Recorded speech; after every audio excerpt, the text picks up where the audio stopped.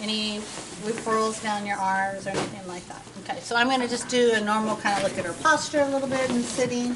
That's going to tell me a lot. I probably looked at her standing and did hers as well. So I'm just going to have a good posture for me, and I'm going to have you look at me, and you're going to just turn your head to look over your right shoulder.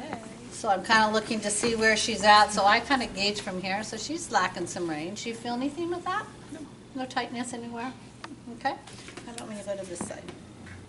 Much better going to her left than her right, right? But she doesn't feel anything. She just doesn't go that way. So this one, I want to make sure you keep your eyes looking straight at me. Your ear is going to just go here. I want you not to rotate your head. And you're just going to go and go this way. Yeah, go down as far as you can go on your own. Any pain with that? It's tight. Yeah, where do you feel that more here? Uh-huh. Okay, so she doesn't have pinching here. Someone who's got foraminal changes, they're going to be complaining of it pinching on the same side that she's going down, but hers, it's more tightness over here. How about when you go to that side? Not as tight. Not as tight, but you still feel it here on this side. So she's got some tightness on both sides there. And then we need to do flexion extension, right? So we're going to have her bring her chin to her chest. And that goes full. Any problem with that one?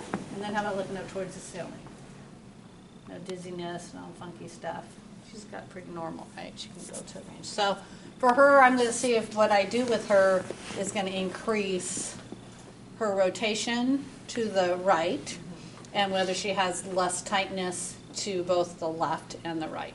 But it makes sense to me that she's tight in rotation this way and that she has more tightness going here, because in the cervical spine at certain levels, it depends on which level you're at, they'll go together, that side flexion and opposite rotation. But that's a whole other course. That's to take when you get out of school. Okay, so let's start with, you're going to lie with your face up with your head here for me, okay? So with her, I'm going to actually start with the suboccipital release. If I want her to be really relaxed, a bolster would probably be nice, right? And the only problem with the bolster is when you're doing like cervical traction, they need to move a little bit. So if I'm going to do cervical traction, I'm probably just going to have them bend their knees up. But if I'm doing a suboccipital release and I'm going to be hanging there for 10 minutes, I want her to be relaxed and comfortable. I might start with a little diaphragmatic breathing with her, just so that she's not using her scalene so much, right? If she's an upper chest breather, so do a little bit of breathing for me. I'm not going to use a pillow. Do you want this pillow to hug? Sure. Yeah. Patients like that. This guy, so I'm just gonna... So, because I'm going to hang out here with her, I want to become one with her.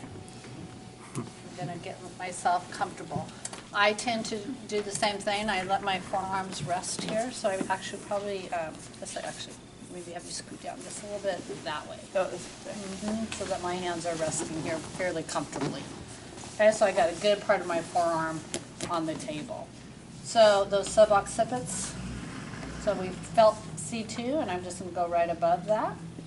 So I'm like this, you guys, on both sides. I'll kind of just show you, I'm right here.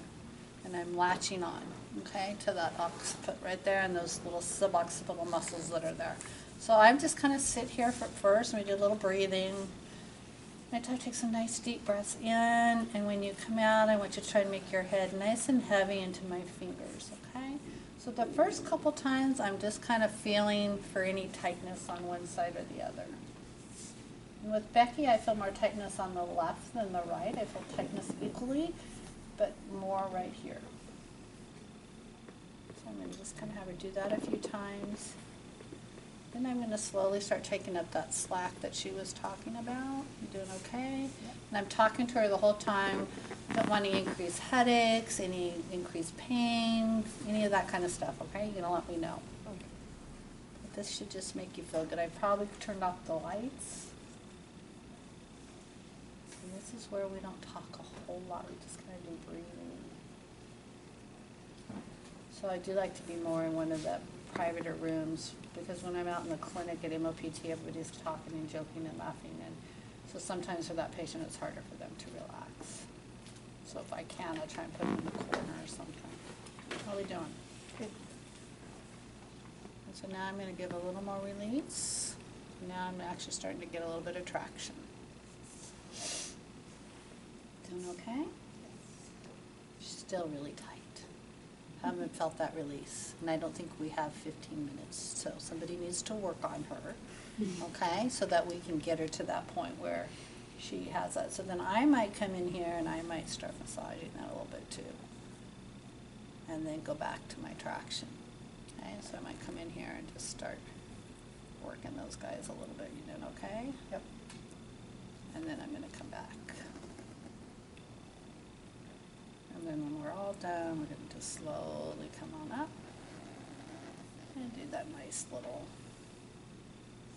relaxation. And if we want to be really nice, we can do a little bit. I usually do that with my patients. They're really tense, especially if they have Team J staff and stuff. We just kind of come in here and work that a little bit. So then for home for her, what happened to that little blue ball we had sitting out here? Did you put that back? Oh, it's over there by you, Petra. Yeah. So I might give her, because now maybe I've released those, and a lot of times what causes their suboccipital muscles to be tight is just they have lack of mobility of that C1, C2 joint. So I want to try and facilitate that loosening that I didn't have her, kind of maybe keep that motion that I got her. So I'll have her either, this is a little too blown up. Somebody's filled this up for us. It should be fairly flat, so a little bit less than that. And then this is where we do the yes, no. So she's just kind of gonna feel okay? Mm-hmm. And I can either have her do this for a couple sets of 10, or I set a timer for about 2 minutes. And no increased headaches with this. So in the beginning, I might start with a minute, make sure she can do this in the clinic without headaches before I give it to her at home. These balls cost about $6 if you charge them to your patients. They can also just use a pillow and roll a towel into the pillow and use that. They can use tennis balls, but this works really nice because it supports the head. And then I might have her stop with that, and just going to give her a little bit of rotational mobility. So these would be her no's. No to her kids. No, you can't have any more donuts. Did you have No. Chocolate milk. Right. Oh, chocolate milk's good for that. I know. That's good. But when they always want it. Right, yeah, that's not the bad, that's not the terrible snack. Okay, so there's a good one for her. We could also, if she was tight, I usually tape up 2 tennis balls, and I'll put that right there as well, and they can just sit on that. Yeah. Do you ever have them do that with like a foam roller, or is that a little too aggressive? It's a little aggressive, yeah. They're small muscles, yeah.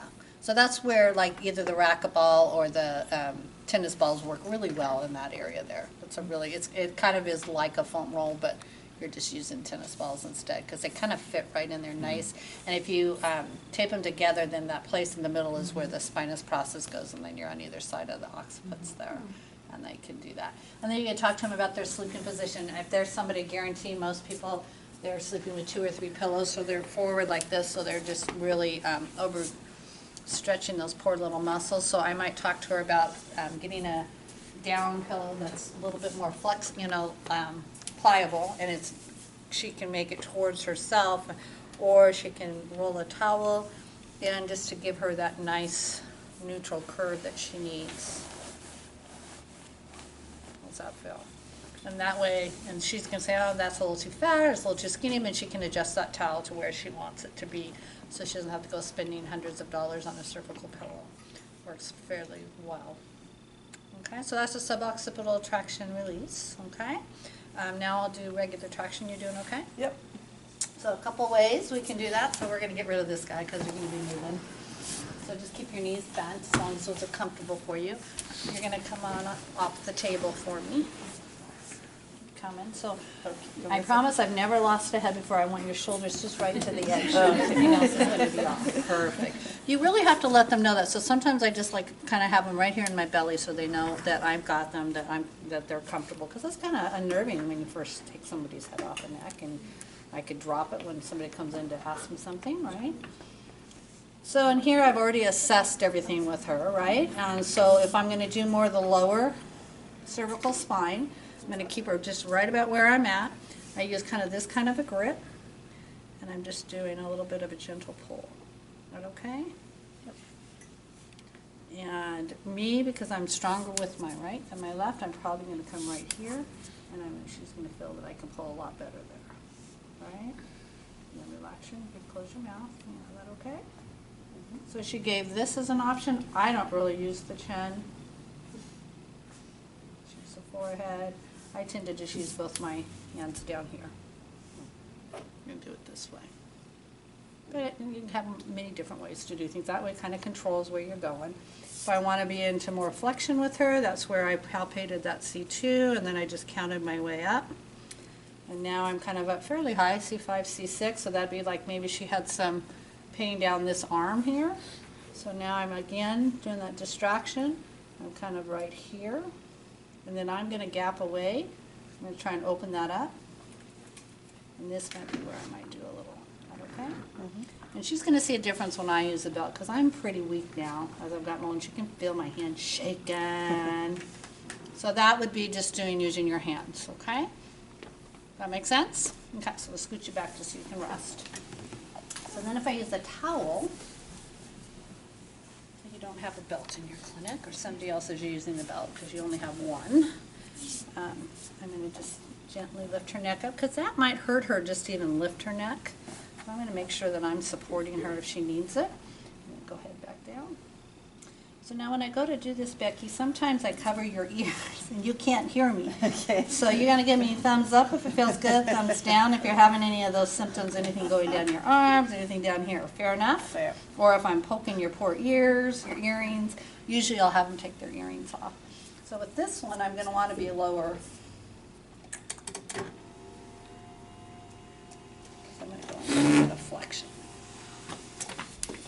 Okay, so now here, she can stay on the table, right? And I'm just going to come up. You all right? She's a good patient. And then I could do a little bit of distraction away if I felt it was more that right side. How you doing, Becky? Still good. Okay, and I'm going to hold, you can see if I'm leaning against the wall, I could probably hold this a lot longer. If I had a belt, I could hold it a lot longer. Then what am I going to do when I go to let her down? It's nice and slow. Feel okay? Yeah, that's good. Great. Take that guy out.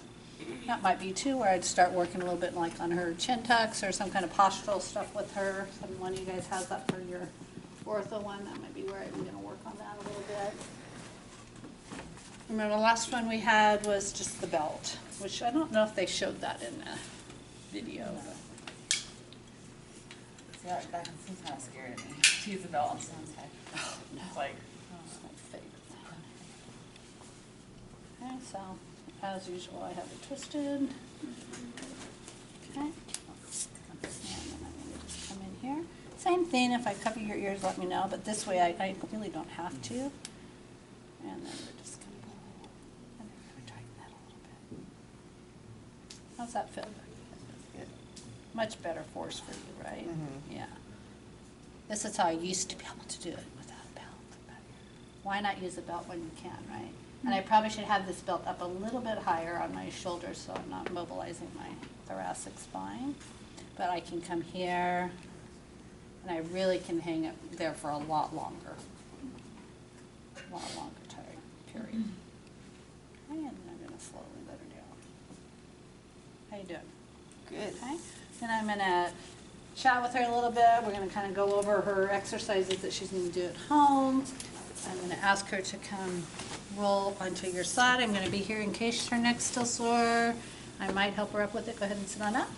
Then I might not need to. Good posture for me, Becky. How you feel? Good. Any pain? Mm-hmm. Anything going down the arms? Any dizziness? Nope. Let's see you turn your head to this side again. What do we think? Did she gain some range? Yeah. She really did. And then how about going the other way?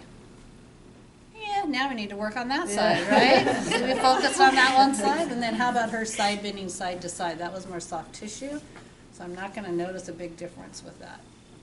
That's where we're going to need to get in there and actually do some soft tissue work, right, with her, and some posture stuff with her. And how about your forward and backwards? That was fine before, but we want to make sure it's still fine. Yep, no problems with that. So we gained the rotation that I was looking for, and now we need to work on that tightness there, so that would be what I put in my plan for the next time with her. How am I going to try and maintain that mobility that I just got here? Give her range of motion exercises. So like that Gertie ball, like rotating would really be help with that quite a bit, actually. Yeah. All right, and then I'm Thank going to you. lower the table. You're welcome. And it is 1:24. You can stay in your same groups for time's sake and just practice what you can.